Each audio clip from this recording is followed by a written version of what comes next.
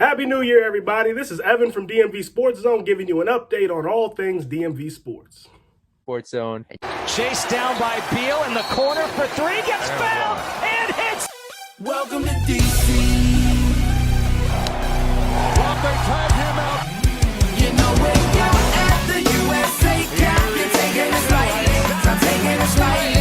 Now how you gon' act when you gon' be right back? When we gon' be right here. We gon' be right here. We ain't going nowhere.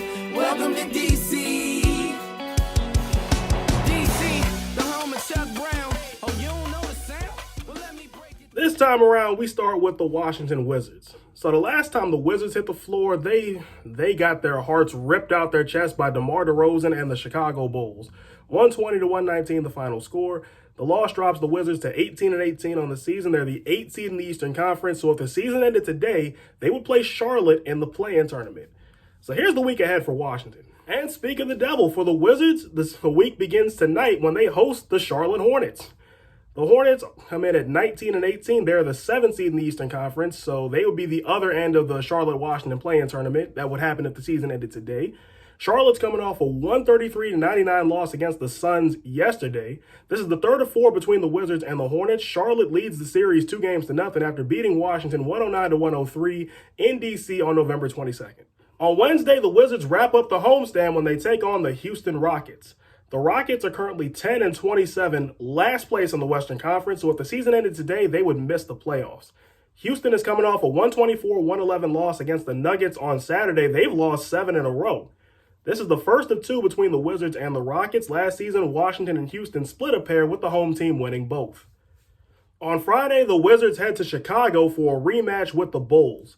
The Bulls are currently 24-10. They're the 1 seed in the East, so if the season ended today, they play the second play-in team, which might be the Wizards. Chicago's coming off a 120-119 win in D.C. on Saturday, like I said earlier, and they've won 7 in a row. This is the second of 3 between the Wizards and the Bulls. Chicago obviously leads the season series 1-0. And for the Wizards, the week concludes on Sunday when they head to Orlando to face the Magic. The Magic are currently 7-30, 14th place in the Eastern Conference, ahead of only Detroit. So if the season ended today, they'd miss the playoffs. Orlando's coming off a 116-111 overtime loss in Boston on Sunday. They've lost 5 in a row. This is the second of 4 between the Wizards and the Magic. Washington leads the season series 1-0 after beating Orlando 104-92 in Orlando on November 13th. Up next, let's switch over to hockey and talk about the Washington Capitals.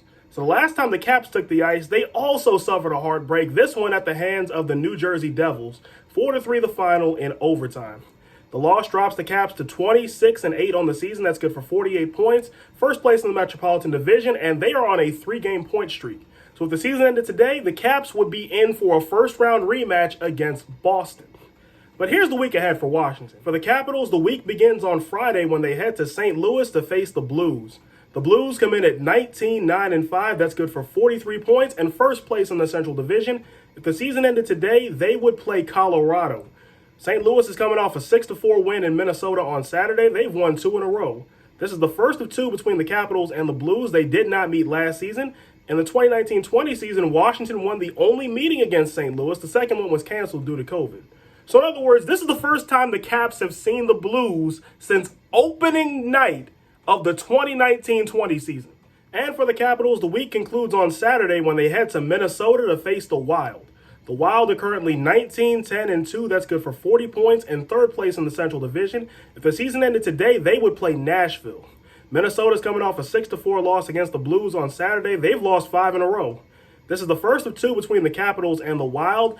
Oddly enough, these two haven't met since the 2018-19 season. And now we shift to college basketball, and we start with the Maryland Terrapins. So last time Maryland took the floor, they got a nice little win. They beat Brown 81-67 on Thursday. The win improves the Terps to 8-4, still 0-1 in the Big Ten, which puts them in 12th place in the conference. And as of the last bracketology, Maryland is not in the field, but the Terps have won 3 in a row. So here's the week ahead for Maryland. For Maryland, the week begins tonight when they head to Iowa City to face the Iowa Hawkeyes.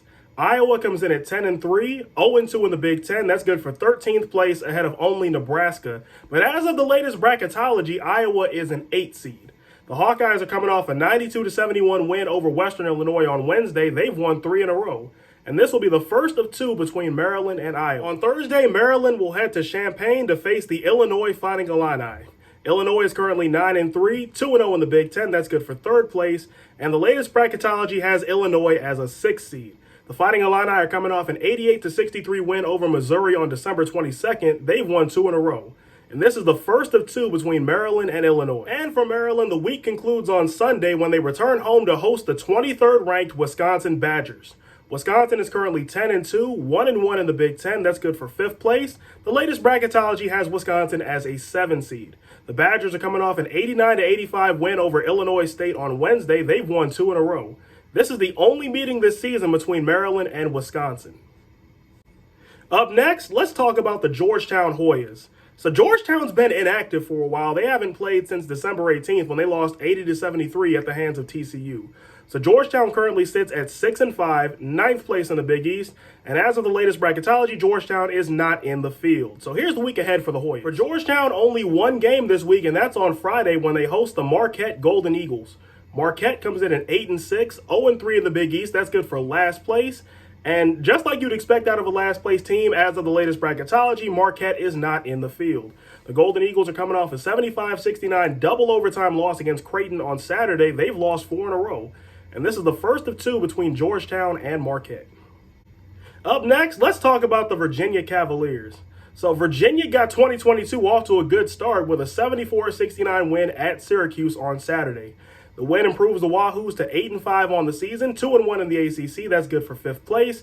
But as of the latest bracketology, Virginia is not in the field. So here's the week ahead for the Cavaliers. For Virginia, the week begins on Tuesday when they head to Clemson to take on the Clemson Tigers.